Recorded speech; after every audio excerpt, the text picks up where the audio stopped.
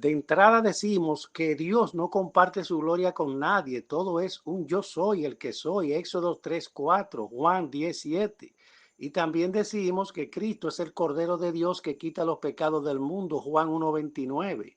Sabemos que Dios usó sacrificios de diferentes animales para el perdón de los pecados del pueblo judío antes de que viniera el sacrificio de Cristo, el cual terminaría invalidando todos los anteriores sacrificios después de aquellos días. Hebreos capítulo 8 versículos 6 al 10.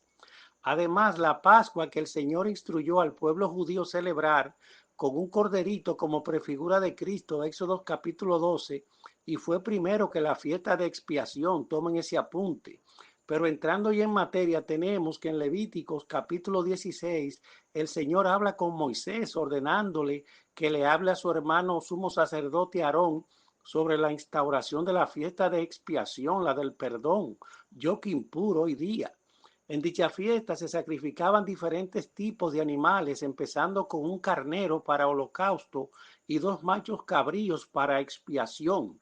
Sin embargo, más abajo nos dice que una vez de echar suerte sobre ellos dos, uno se sacrificaría para Jehová en expiación y el otro sobre quien cayere la suerte sería el chivo expiatorio u oveja negra, como decimos popularmente. Este era dejado vivo y mandado donde Azazel, al desierto. Recuerden quienes habitan en los lugares áridos, Lucas 11:24. ¿Y dónde fue que el maligno tentó a Cristo? Mateo capítulo 4.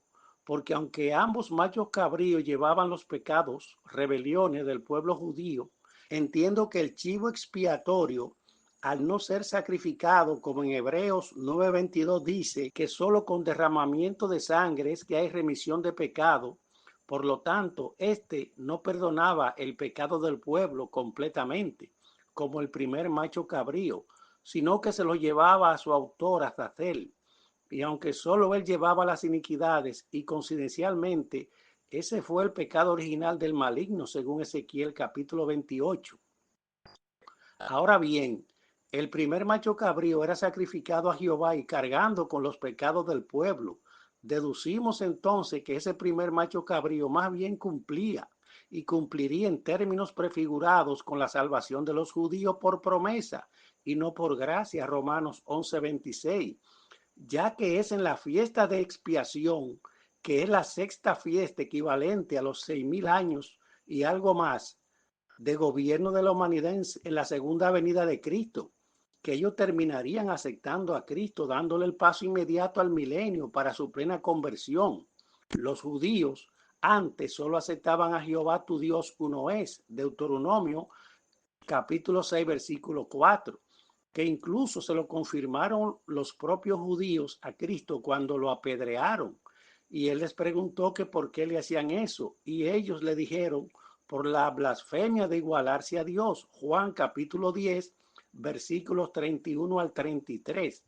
Por eso es que dice Zacarías 14 que en aquel tiempo Jehová será uno y uno su nombre. No meramente di que porque no existirían más dioses paganos, como se dice. Tomen ese apunte. Aunque en realidad Dios siempre lo ha sido, pero para los judíos lo será cuando ya físicamente acepten a Cristo como Jehová. Decimos que la gracia termina oficialmente al momento de ocurrir el rapto, aunque en Apocalipsis 14 dice que aún en plena gran tribulación habrá ángeles predicando y los dos testigos de Apocalipsis capítulo 11. Pero eso sería más bien para los judíos que empezarían a aceptar a Cristo en forma de Jehová luego de verse engañados por el anticristo. Así que ese primer macho cabrío de la promesa vendría siendo como la vía simbólica, el medio para llegar a Cristo en el milenio, luego de su conversión en expiación. Y ahí Jehová uniría los dos palos o naciones, José y Efraín. Ezequiel 37:19. Decimos que nunca en la vida ese chivo expiatorio sería prefigura de Cristo, como dicen muchos, por varias razones. Primero, ese animal se usó echando suerte y Cristo no fue elegido echando suerte, sino que él mismo se ofreció diciendo, heme aquí, envíame a mí, autoculpándose por los pecados de la humanidad. Isaías capítulos 6 y 53 respectivamente. Mi interpretación de ese chivo expiatorio más bien equivaldría al tipo de judíos falsos, desobedientes, que no eran de la promesa, Romanos capítulo 10, de la línea de los que se rebelaron contra Moisés en el desierto, Datán, Coré y Abirán, que se los tragó la tierra y cayeron vivos al infierno. Esos tipos de judíos murmuradores no entrarían al milenio, Hebreos capítulo 4, porque el pueblo judío siempre ha tenido un remanente fiel descendiente de la promesa y otro carnal desobediente rebelde, Isaías capítulo 65. Los falsos judíos, Apocalipsis 3:9, los mismos que sobornaban al pueblo para apedrear a los apóstoles, Hechos capítulos 13 y 14. Y refuerza mi tesis con la convicción de que si el macho cabrío sacrificado a Jehová hubiera sido suficiente para la expiación del pueblo, no hubiese sido necesario usar el expiatorio. Pero Jehová sabía de antemano que había un grupo de judíos que no afligiría sus almas de corazón. Noten que Aarón le puso las dos manos en la cabeza y no en el corazón, que es de donde sale toda la maldad del ser humano. Génesis capítulo 6, versículo 5.